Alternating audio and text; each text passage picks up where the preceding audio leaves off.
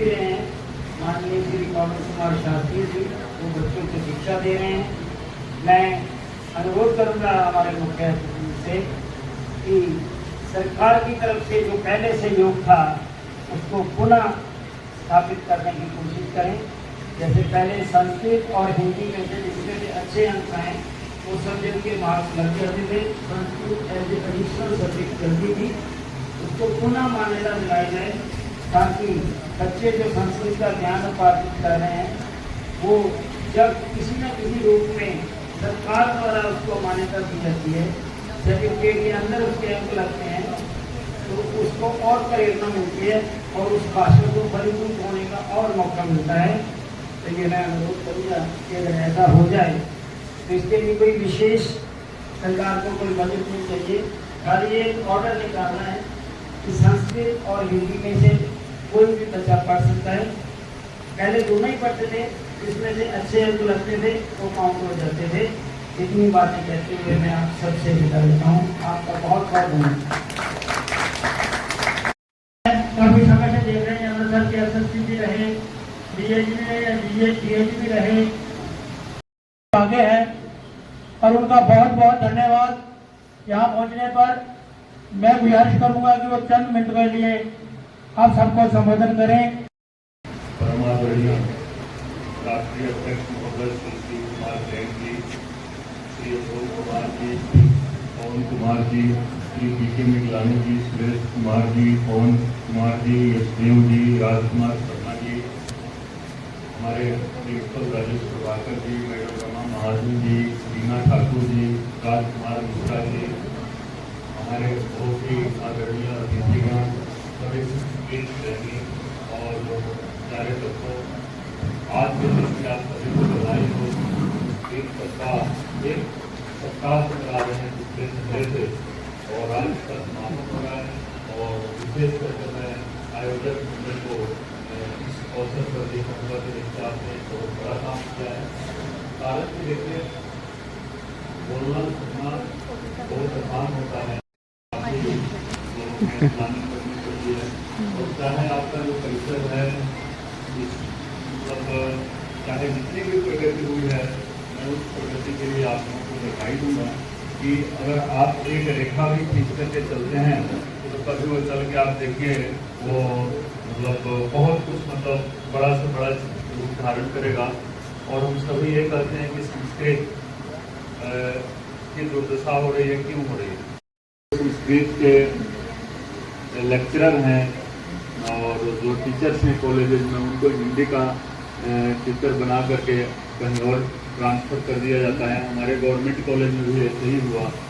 जो संस्कृत के टीचर हैं वो हिंदी नहीं पढ़ा सकते हैं कॉलेज में, ये सभी को पता है। जो साहित्य है और व्याकरण है टोटली डिफरेंट होता है। नॉलेज भाषा का ज्ञान अलग होता है, लेकिन अगर हम संस्कृत के टीचर को कहें कि आप हिंदी पढ़ा दो ग्रेजुएशन में या पोस्ट ग्रेजुएशन में, तो नहीं पढ़ा सकते। और जो जयशंकर प्रसाद, रामधारी सिंह दिनकर को पढ़े हुए वही हिंदी पढ़ा सकते हैं जिन्होंने अभिज्ञान शकुंतलम और कालिदास, भारवी, माघ को पढ़ा है और तो वो लोग नहीं पढ़ा सकते हैं। तो मैं ये कहूँगा कि देखिए सरकारी तौर पर जो प्रयास हो रहे हैं, चाहे केंद्र सरकार की तरफ से आपने देखा होगा उत्तराखंड सरकार ने संस्कृत को द्वितीय भाषा का दर्जा दिया है, हरियाणा सरकार ने भी द्वितीय भाषा का। मैं आपको कल शाम की बात बता रहा हूँ। कल शाम को मेरे साथी यहाँ बैठे हैं, तो मैं कुमार इंटरनेशनल में रोटरी क्लब का एक आयोजन था, तो वहाँ मैं भी गया था, तो मुझे एक पुस्तक मिली।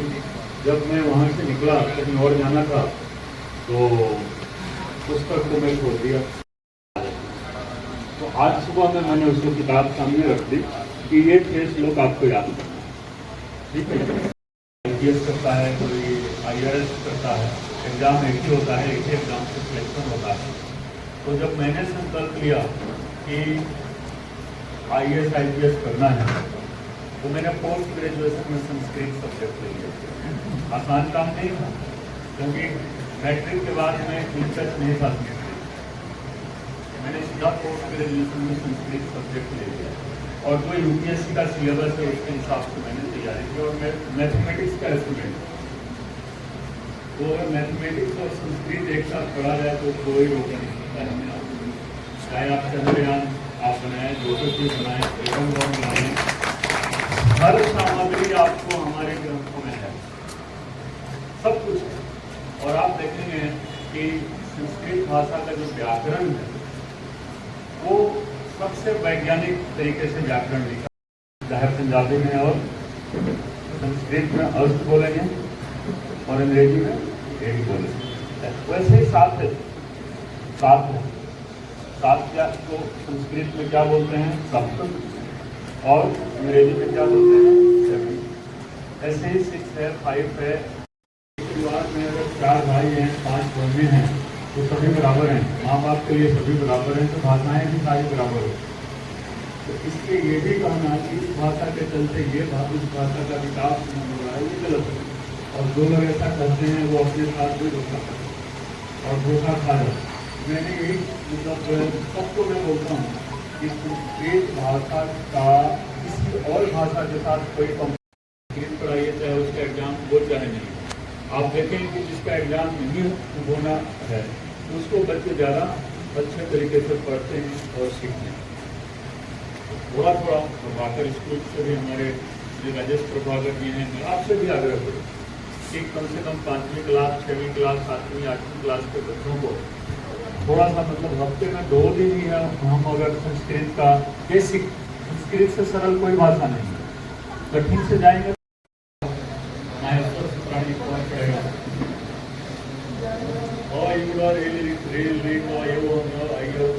बोल सकता है नहीं तो मैं बोलूँगा, आप बताओ। तो ये क्या है, इसकी वैज्ञानिकता को मैं आपको बता रहा हूँ। तो ये वैज्ञानिक, मेरा ये कहना है कि इसकी विशेषताओं को हम जितना ज़्यादा बोलें, हमारे पास 10 मिनट, 20 मिनट, 1 घंटा, 2 घंटा, 4 घंटा भी मैं बोल सकता हूँ। लेकिन ये है कि जो जहाँ है वही। बेटी को अभी स्कूल भी नहीं जाती थी तब से वो पंजाबी भी पढ़ना उसको आता है, स्कूल नहीं जाती थी तभी से पंजाबी भी पढ़ लेती। तो भाषा जितना से अधिक हो बच्चों को शुरू में ही सिखा देना चाहिए। और बाद में भी कोई इसमें रिस्ट्रिक्शन नहीं है कि आप चाहे 50 साल के हो गए, 60 साल के भी हो गए तो आप कोई भी भाषा पढ़ सकते हैं। जब मैं जर्मन भाषा पढ़ना शुरू किया तो उसमें भी डिप्लोमा इसलिए जाते हैं कि थोड़ा ज़्यादा पढ़ लेंगे तो बाहर जाने का मौका मिल जाएगा, सब लोग यही करते हैं। हम जब सीखने गए तो हमने कहा कि हम तो अपने लोगों की सेवा करने के लिए, बेहतर सेवा करने के लिए हम थोड़ा सा देख लें कि इस लैंग्वेज में क्या है, ताकि उस लैंग्वेज में कोई चीज़ होगी तो पढ़ लेंगे, उसमें से अच्छी जानकारी हमें मिल जाएगी। तो बात करें आधा घंटा, 1 घंटा, तो कुछ ना कुछ हम जरूर निकालेंगे, कुछ ना कुछ निकालेंगे। तो अगले महीने हम लोग कभी बैठ लेते हैं, 2 घंटा टाइम निकाल करके, ठीक है कि नहीं, टाइम सेट करके, और इस पर चर्चा करें कि हमें क्या करना है, विधानसभा में क्या करना है। मतलब मैं आपके जो सुझाव हैं मैं स्वागत करता हूँ, वो मैं करूँगा ही करूँगा।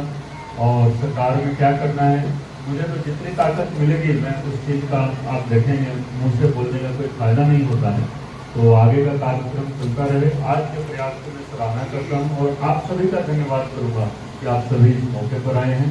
बहुत बहुत धन्यवाद। जय हिंद। बहुत बहुत धन्यवाद साहब। मैं आपको एक बात बताना चाहता हूँ कि कुंवर साहब ने एक किताब भी लिखी थी, कबीर जी पर, कबीर जी के दोहे, और वो उसमें सब प्रकार के दोहे और उसका प्रकाशन था। उनके लिए भी उनको बहुत बहुत बधाई।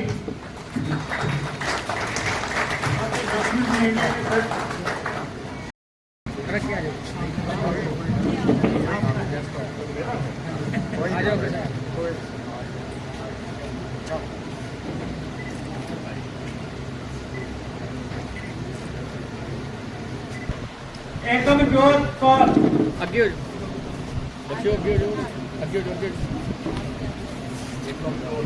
ऊपर रखो। पूजा शादी ओंकार जोत सिंह, ओंकार जोत सिंह। 5 बच्चे खड़े हो जाओ। Rajkumar ji 1 minute photograph. अध्यक्ष,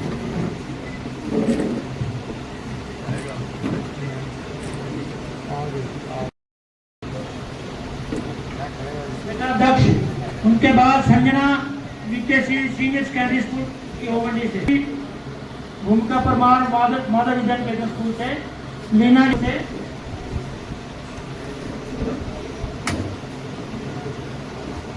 कुशल शर्मा माधव विद्या निकेतन स्कूल से,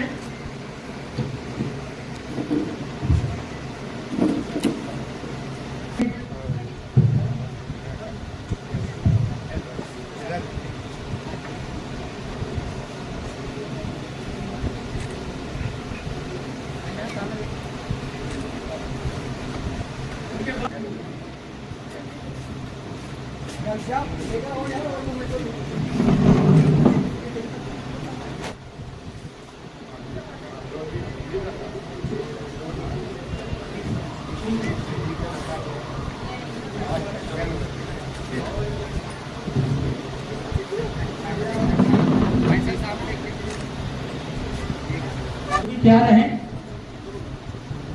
तालियों के साथ स्वागत कीजिए। सभी का तालियों के साथ स्वागत कीजिए।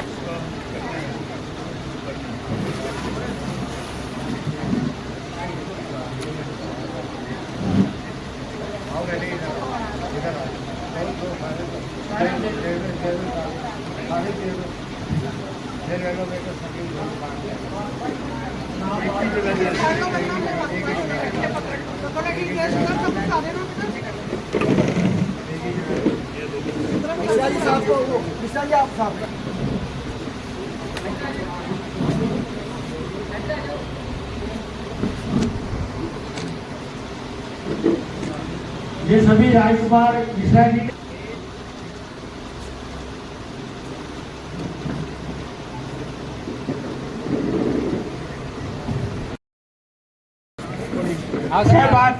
सहभागिता प्रमाण पत्र, जिन्होंने शोभा यात्रा में और कॉलेज में जो कार्यक्रम साथी सिखाया और पढ़ाया, इनका बहुत बहुत धन्यवाद। मंच की ओर से इनका बहुत बहुत स्वागत। तन मन ढंग से शिक्षा दी और आज ये जो बच्चे बैठे हैं, इनकी बदौलत ही सब पढ़ रहे हैं। बहुत बहुत धन्यवाद।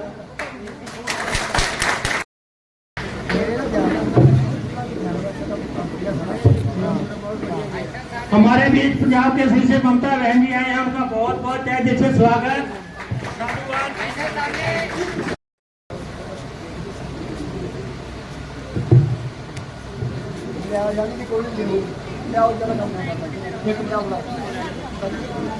इनको सम्मानित करेंगे बहन रमा महाजन जी और doctor Shiv Kumar.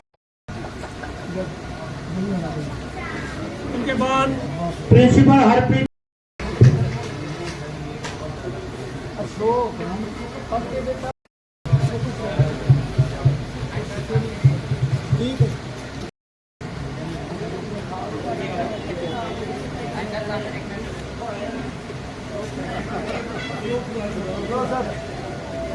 Principal Ashwini Kumar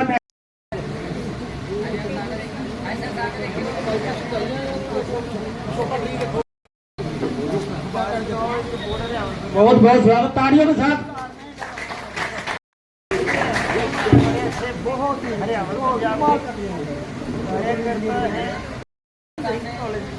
government school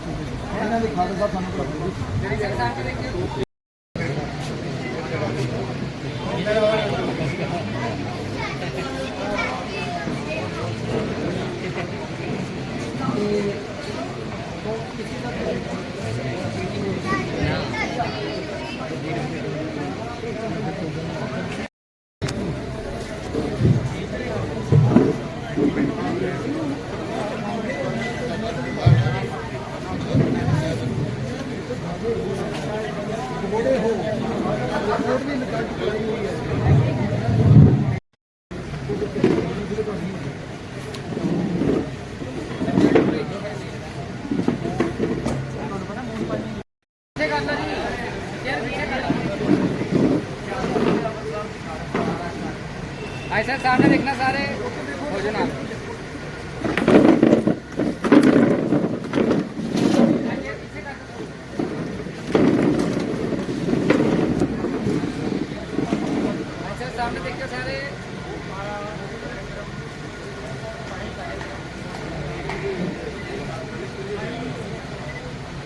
sir देखिए सामने हाय सर।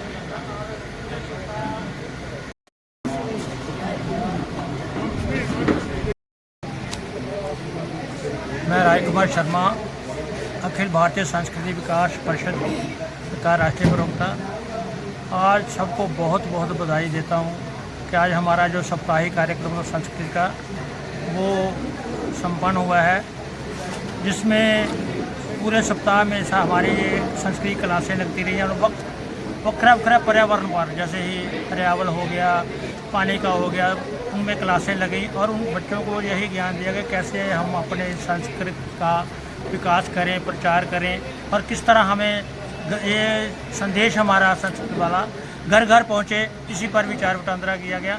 और हमारे बीच आज हमारे एमएलए नॉर्थ के पूर्व विजय प्रताप सिंह जी भी आए, उनका बहुत बहुत धन्यवाद, साधुवाद, जय श्री राम। ये